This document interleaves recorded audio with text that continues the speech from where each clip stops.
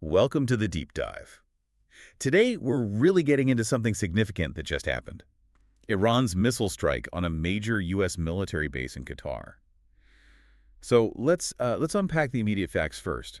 What exactly went down? Okay, so this happened just yesterday, right? June 23rd, 2025, That's right. And the target was Udeid Air Base in Qatar. which is, a huge U.S. military installation, thousands of American troops there. A very significant strategic location, yes. And Iran launched 19 ballistic missiles at it. 19. Okay, and here's the really crucial part, as I understand it.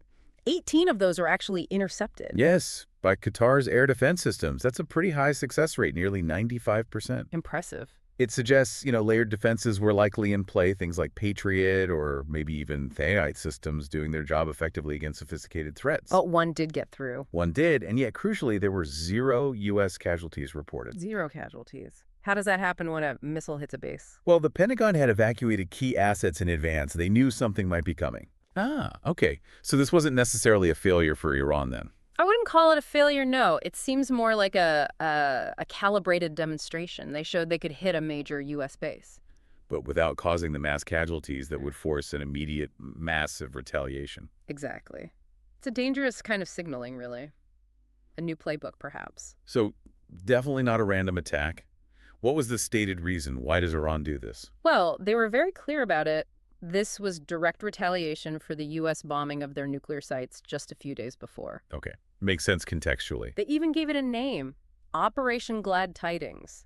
And they specifically called it a proportional response. A proportional response. Hitting a major U.S. base seems pretty significant, though. It is, but notice the nuance. They demonstrated the capability, the resolve, but the outcome, 0 casualties, likely due to that U.S. evacuation. It provides a kind of off-ramp. An off-ramp from all-out war. Potentially, yes. It sends a strong message without, immediately triggering an unavoidable large-scale conflict. The precision, combined with the lack of casualties, it speaks volumes. Interesting.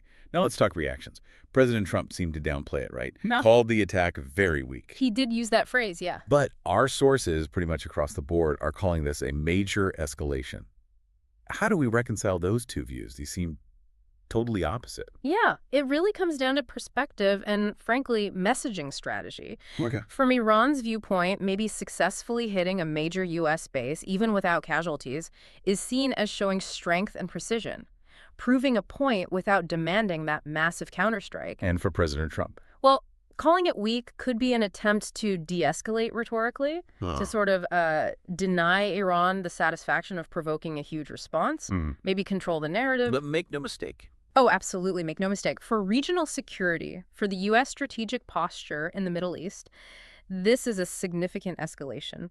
It shows Iran is willing and able to strike U.S. assets directly. That's a big shift. So, given how, as you said, calibrated this strike seems to have been, the international reactions must be telling, too. What did we see immediately, especially from Qatar, Israel? The reactions came fast, and yeah, they were revealing. Qatar, understandably, was described as furious. I mean, it's their sovereign territory that got hit. Exactly, a clear violation of sovereignty.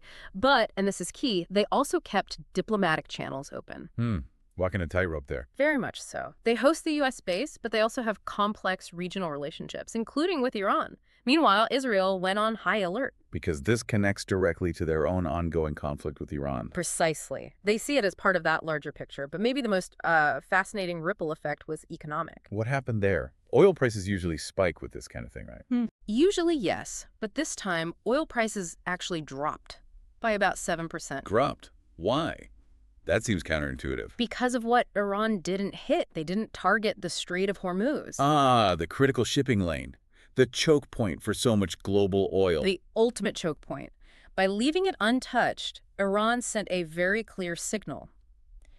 We can strike you, but we are choosing, for now, not to trigger a global economic crisis via Hormuz. That 7% drop. It's not just telling, it feels like, I don't know, a masterclass in strategic communication almost. It really does. It suggests Iran believes it can launch a significant military strike. Without causing the immediate economic chaos everyone fears. That shows a chilling level of control, and, frankly, intelligence gathering. It absolutely does. And this really brings us to the core question, maybe something for you, our listener, to think about. Okay. Iran demonstrated this calculated ability, right, to strike with precision, to ensure perhaps through timing or intelligence, zero U.S. casualties, and crucially, to avoid that economic panic button by leaving Hormuz alone. Right.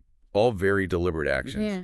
So how does this redefine what we even mean by a proportional response in such a volatile part of the world, when a response can be so carefully calibrated yet still so dangerous? Hmm.